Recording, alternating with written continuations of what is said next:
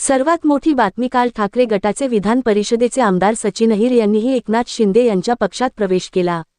त्याआधी अपक्ष आमदार यांनीही सहयोगी सदस्य म्हणून शिवसेनेसोबत काम करण्याचा निर्णय घेतला होता।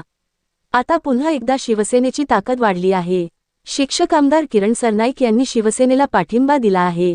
ते शिवसेनेचे सहयोगी सदस्य म्हणून काम करणार आहेत।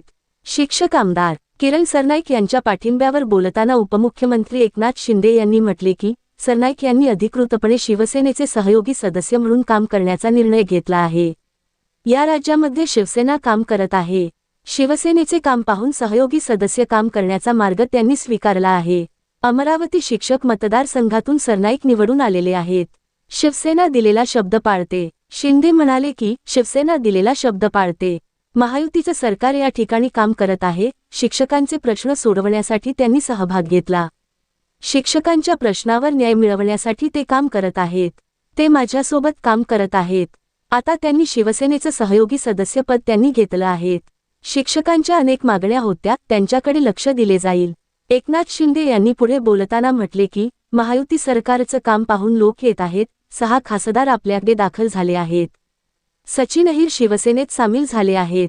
आता सरनाईक हे सहयोगी सदस्य झालेले आहेत। शिवसेनेला पाठिंबा देण्याची घोषणा करताना आमदार किरण सरनाईक यांनी म्हटले की एकनाथ शिंदे यांच्या कामाने प्रभावित होऊन शिवसेनेला पाठिंबा देत आहे।